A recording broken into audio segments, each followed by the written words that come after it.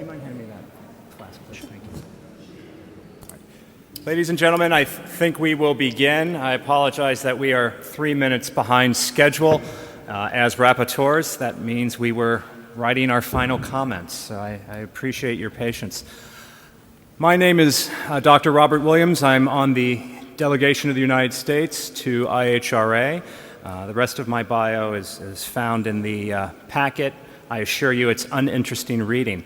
However, the other colleagues I have at the table are much more accomplished. Our first rapporteur is Dr. Wolf Kaiser, to my left. Dr. Kaiser has been a member of the German delegation to IHRA since 2001. He is the former Director of Education at the House of the Wannsee Conference.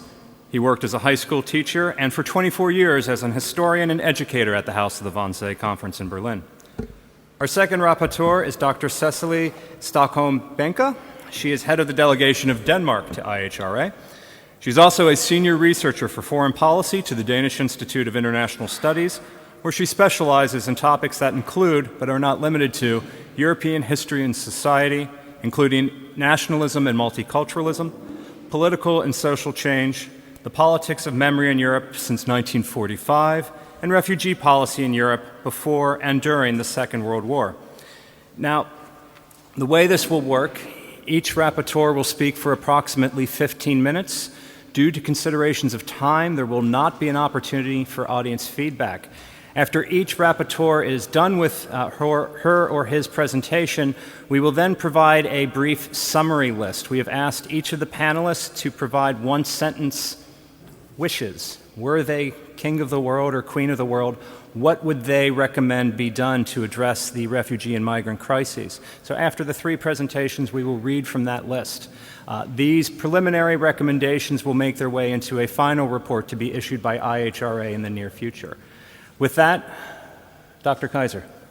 Thank you very much. Well, I'll try to refresh our memory from the first session of today. Just briefly summarizing what I took from the presentations this morning. Dr. Susanna Heim analyzed the attitude of the US and Europe to the Jewish refugees from Nazi Germany during the pre-war period. She noticed a climate of change in the neighboring European countries from a compassion in the beginning to the intention to stop or at least to curb immigration of Jews as quickly as possible. She provided information about various countries and their politics towards refugees.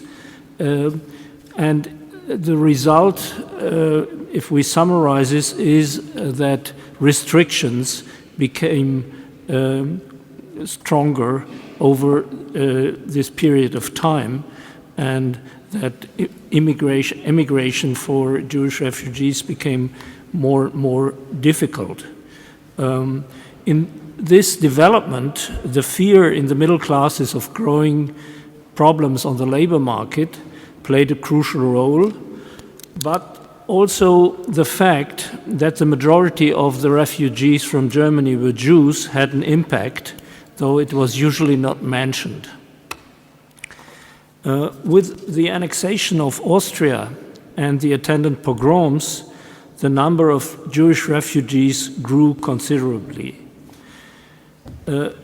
Dr. Heim showed that not only the Nazis now began to systematically expel Jews, but that also some other countries, such as Poland and Romania, pursued a policy of forced immigration.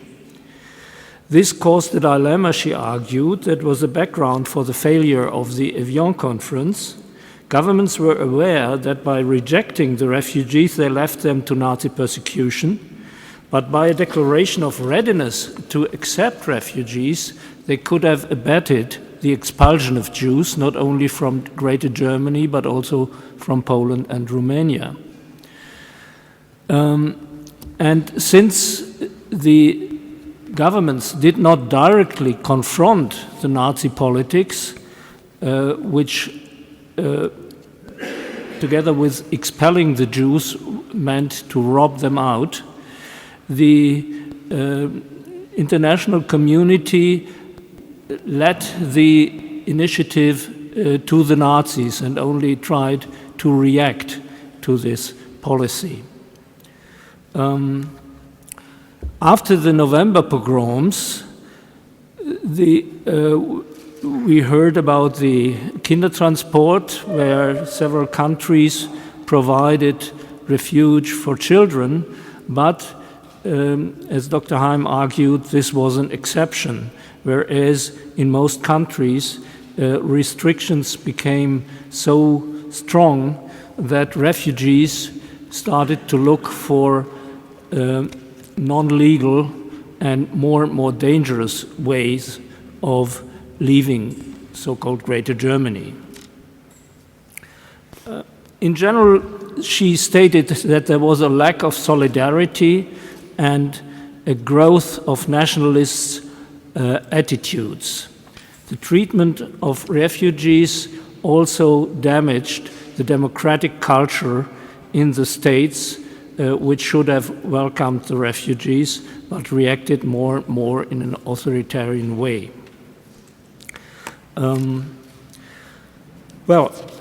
Afterwards, Dr. Johann X focused on the responses of the Catholic Church. He mentioned the endeavors of Pope Pius XI in the 1930s to prevent the spreading of racism, and then he went into detail concerning the actions of help and shelter for refugees during the Second World War by the Catholic Church. He addressed this topic on three levels: the international level, the national and regional level, and thirdly, the Vatican and Rome. And he provided an impressive number of cases, in particular concerning the first and the third level, where Catholic organizations, institutions, and individuals were active in helping refugees. I do not go into detail here because you have heard these examples this morning, but go over to the presentation of Dr. Avinoam Pat. He spoke about three characteristic episodes, one from the pre-war period and two during the war. The first, the Zbazin camp in late 1938, after the expulsion of Jews with Polish citizenship from Germany in October 1938. Second, about Vilna in 1940, when after the German invasion to Poland, many Jews tried to escape to Lithuania. And third, the reactions to the information about the mass destruction in 1943. He showed that solidarity with the refugees that was experienced in Zbazin, solidarity is shown particularly by people working for the Warsaw office of the Joint, and emphasized the mutual benefit for both refugees and helpers. Concerning the Vilnius episode, he showed that competition between Jewish organizations inhibited effective support to a certain degree. He then also referred to the rescuing activities of diplomats like Sugihara. After the beginning of systematic mass murder, the international reactions turned out to be even more helpless than before. The Bermuda Conference had no positive impact at all, and there was no readiness of the Western states to officially cooperate with the international Jewish organizations. In general, he stated that the international community was not adequately equipped to deal with statelessness, and acting only in a period of crisis turned out to be too late. One should have been prepared before. Comparing this first session this morning and the last session we had this afternoon, two things came up to my mind concerning the relation between history and present-day issues. The first is that the question of cooperation is obviously crucial, cooperation as well on the international level of states, but also on the level of cooperation between NGOs, and thirdly, cooperation between states and NGOs. The second thought I have was that not by chance, this morning we did not hear about the role of international law, simply because such a protective international law didn't exist in the 1930s. However, it was mentioned yesterday evening by Archbishop Tomasi, and also many times in the last session this early afternoon. And I think this is a really very crucial topic, and we are in the situation where the implementation of these international rules are key for a better coping with the actual situation. Thank you.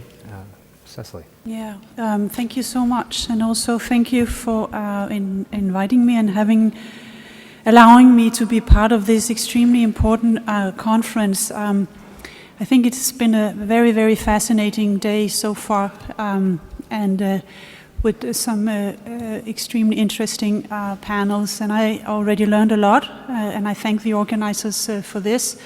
Very important. There was one thing that I thought about. It came to my mind based on one of the presentations during this morning. And I think this is the question that we are dealing with, all of us these days, because of the contemporary refugee crisis. And I came to think about a statement or a quotation from the then Danish Minister of Justice. What he said, his name was K.K. Banke, in 1937, and this is actually pre-war experience when Denmark received refugees coming from Nazi Germany. And of course this was a debate during the 1930s in Denmark as well, being a neighbor to Nazi Germany. And Steinke, in one of the newspapers, this is the Minister of Justice, in 1937, he said, and I'm translating from Danish, humanitarian one want to be, but humanitarian one cannot be because of the circumstances. And this is very much the dilemma of politicians and policymakers of that particular period. I wrote a book about this dilemma, and I guess this is also the dilemma today, that humanitarian we want to be, but how can we be humanitarian? And we also need to think about the consequences. So this was a small reflection of mine. So my panel, or panel 2, development since 1945, examined how governments, intergovernmental organizations, religious organizations and NGOs responded to the refugee crisis following the Second World War, their successes and shortcomings. And of course, I mean, many countries, not only before, during, but also immediately following the Second World War, were faced with a big influx of refugees. That also goes for my own country, Denmark. We received 250,000 German refugees coming to Denmark by the end of the war. And those 250,000, they were actually treated in a very, very poorly way. And this, of course, my country has to learn from also today. So the first speaker, Dan Plesch, he spoke about the institutional responses to displaced person and refugees, and we learned about UNRWA and how UNRWA was developed and established. And he came up with one very crucial recommendation, and that is how important the development of formal procedures for criminal complaints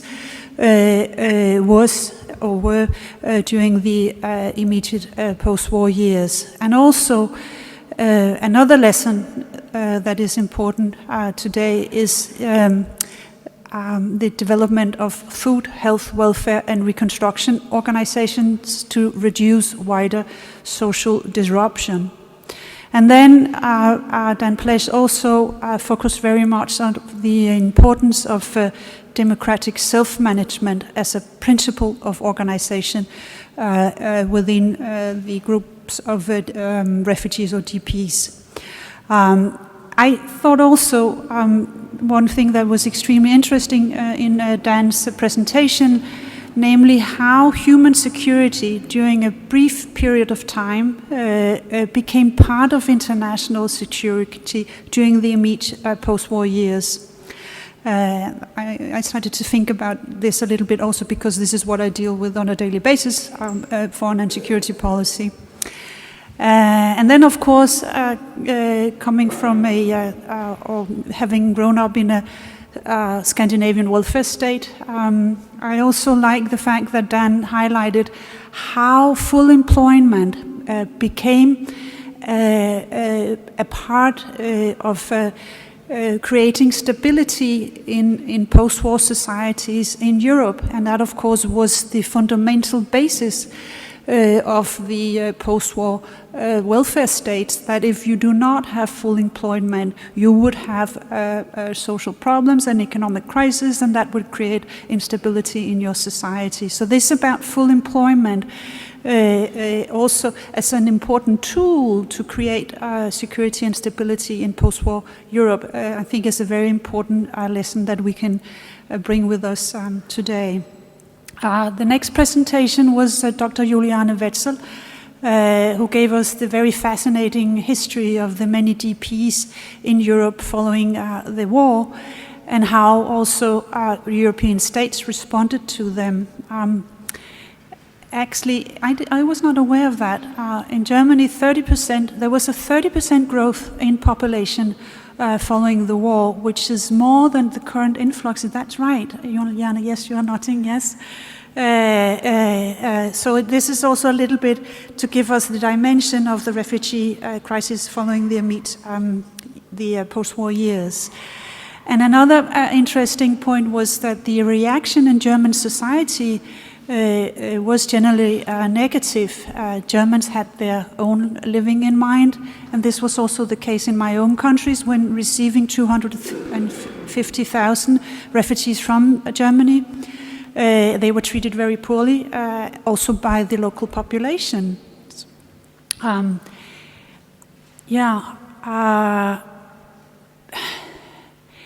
then I also think that Juliane gave us a fascinating introduction to many important lessons on daily life from the DP camps, which we can take into our current work. So the third presentation on panel 2 was Carl Bontempo, who spoke about the United States and refugees after 1945. And his presentation focused on how historical dynamics and structures are likely to persist even through the current administration, and maybe also how we can learn from this history in the United States following the war, and how the US dealt with refugees afterwards. Here, lessons learned would be that context matters. We had a very in-depth presentation describing to us how, when the political context changed, this would also change the US administration and attitude towards refugees. And also a very interesting thing I thought was this, that refugee policy was a part of foreign policy. In fact, that the refugee policy in the US would also be part of American refugee policy as such. Another important aspect was the domestic political level, how a consensus on a particular refugee regime was very important in post-war America, and also is what describes this change of attitude in US refugee policy from before and during the Second World War to after the Second World War. And finally, also that the refugee policy on behalf of the US had to be somehow in correspondence with American idealism and realism. I think that was what I got out of panel number 2 so far, and also what I wanted to bring to you as for now. Thank you. Thank you.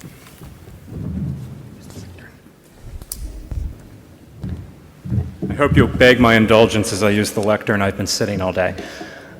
Before I speak, I'd like to thank everyone who made this conference possible, beginning with Father Hofmann, Professor Katz, Ezgi Akarsu, Dr. Catherine Meyer, and of course His Holiness Pope Francis. The speakers on panel 3 raised issues that are crucial to understanding and addressing the overlapping crises of refugee flight and mass migration.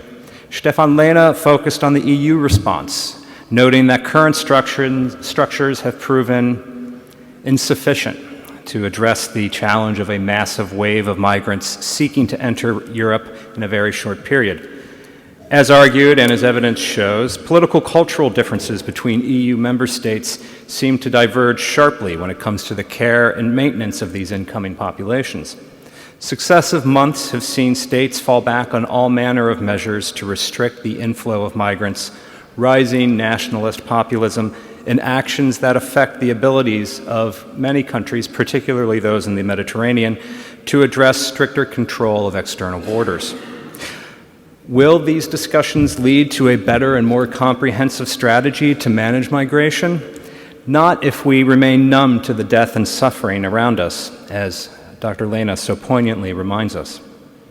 Our second panelist, Christina Tuzenis, reminds us that the international response is directed by a number of multinational fora, many of which emerged in the wake of the crises born of the Second World War and the Holocaust. More important, she notes that today's refugees and migrants are protected, or at least should be protected, by a number of rights that emerged in the wake of 1945, and that states, both within and outside of Europe, have legal obligations toward these persons. The challenge is making intelligible these rights, laws, and obligations. To, in her words, make these discussions about you, that is, to personalize them. Monsignor Del Toso raised 4 points, namely the humanitarian imperative to act in accordance for the needs of migrants, to assure a delicate balance between integration of migrant communities and building respect for their traditions, addressing the instabilities that compel people to leave for new environs, and harnessing the will of the powerful to aid those who are less fortunate. His words force us to reflect on issues of responsibility when addressing these crises, and there are lessons to be learned in the actions of a number of organizations, including the Roman Catholic Church over the past decade, if not a need to appeal to our own better angels. Finally, Dr. Mukesh Kapila gave us some sense of the trauma faced by refugees and migrants who encounter the often arbitrary practices of asylum systems, as well as the reception of migrants and refugees into new national communities. With good reason, he points to the benefits of societies who accept migrants into their midst, despite the persistent myths of putative refugee burdens. He also notes importantly that for some, identity is not a product of sentiment, but of practicality. Finally, his appeal for equal and proportional treatment of migrants forces us to return agency to those migrants, to those would-be victims who can often find solutions without interference. Now, as we've heard today, And as we know through our reviews of the press, there's a tendency to conflate these various crises, as well as to focus only on those migrants and refugees who are fleeing to Europe from the Middle East and North Africa.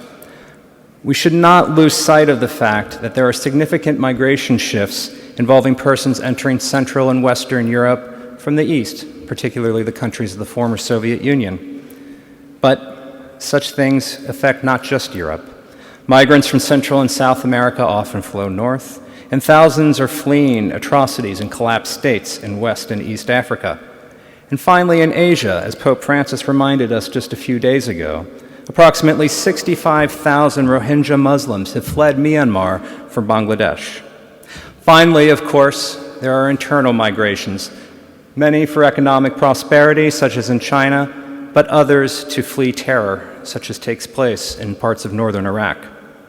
We know now that the causes of these population shifts include political strife, societal collapse, mass violence, genocide, and the growing phenomenon of ecological devastation.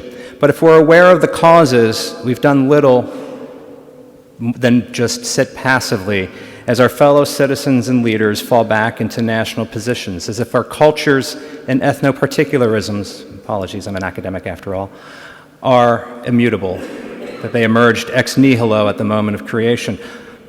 More work, as has become plain today, is necessary to make intelligible to the broader public the fallacies of a strident national identity.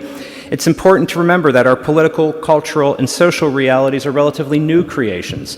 Here in the Atlantic world, we live in states that are new, born of a mixture of the Reformation, the Enlightenment, the American and French revolutions, the Great War, the Bolshevik Revolution, I could go on and on. This diversity is mirrored, if not more so, elsewhere. And whether they were the Latins, Falisci, and innumerable others who became Romans, or the indigenous peoples, Europeans, Africans, and Asians who became Americans, we are all the products and benefit from heterogeneity. Now, this is not to say that national borders do not matter, and our speakers were very precise about this. Borders and national identity provide a sense of security, context, and comfort to all of us and to our multiple, often overlapping communities. Indeed, it's thanks to the ever-changing nature of these communities that today we have such important notions as the social contract and human rights. And these common understandings may point the way forward. Setting aside the juridical frames that we learned of in the third panel, let's assume that we're not nihilists. Oh, good, nobody's nodding their head. But none of us are nihilists, and so we agree that we have a basic understanding of human rights that brings us to a group consensus that those who are fleeing regions for areas of safety and may lose their lives in doing so have inalienable rights to be free from such circumstances. The question then is one that has been echoed in the past, particularly in the DP camps of the Western occupied zones of Germany after 1945. What should we do? If we have agreement on human rights and have learned lessons from previous migration and refugee crises, why then do some of our institutions handle the response so irregularly?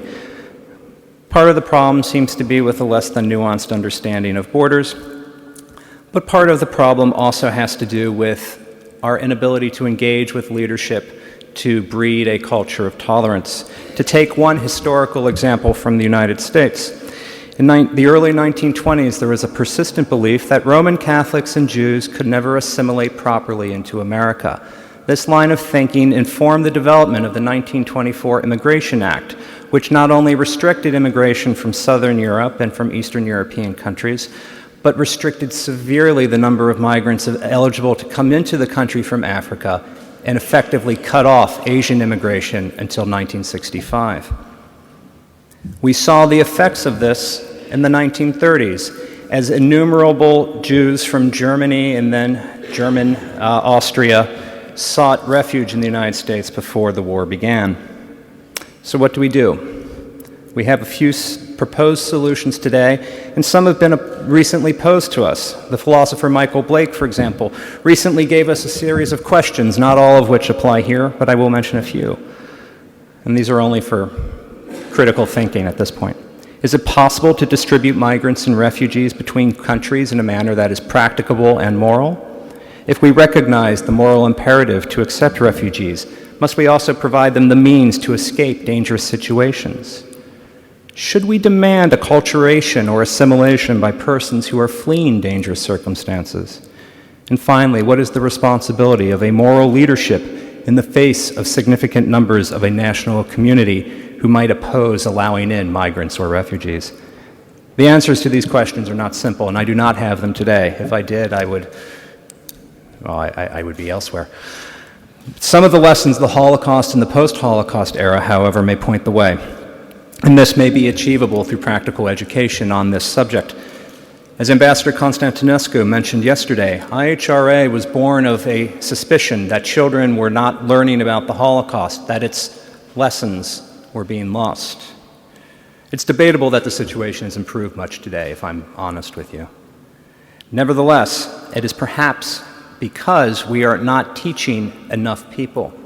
Secondary education is important, but we also must engage with our professionals to teach them the history of the Holocaust in the immediate post-Holocaust era, to engage the civil service and policymakers on this matter, and that is where IHRA makes a unique contribution.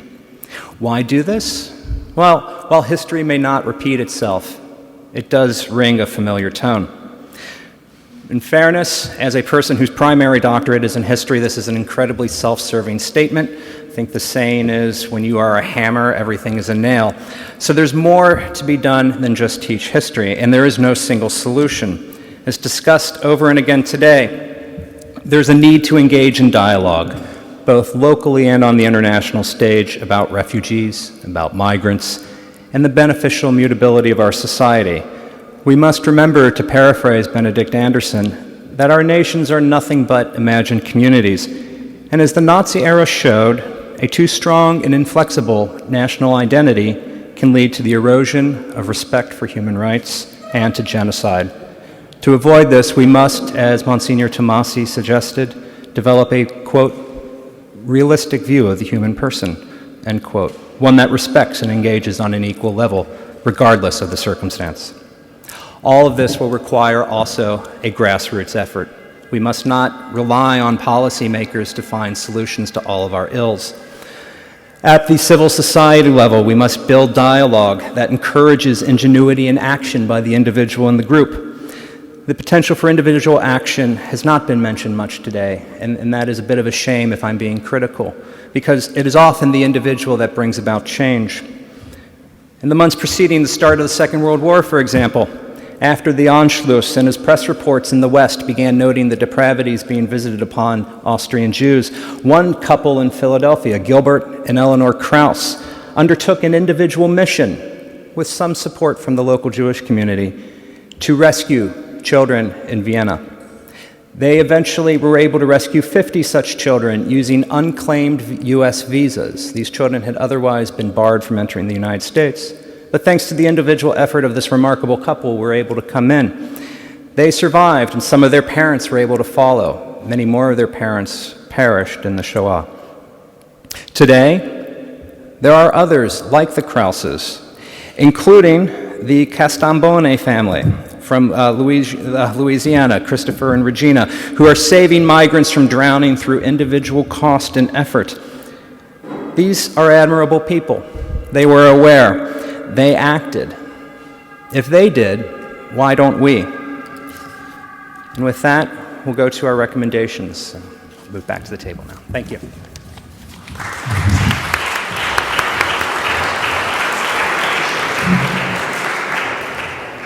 And we're locked out, aren't we? So we are briefly locked out, so let's see. Government computers tend to cut you out rather quickly. So let's, apologies, this is rather embarrassing. Let's see.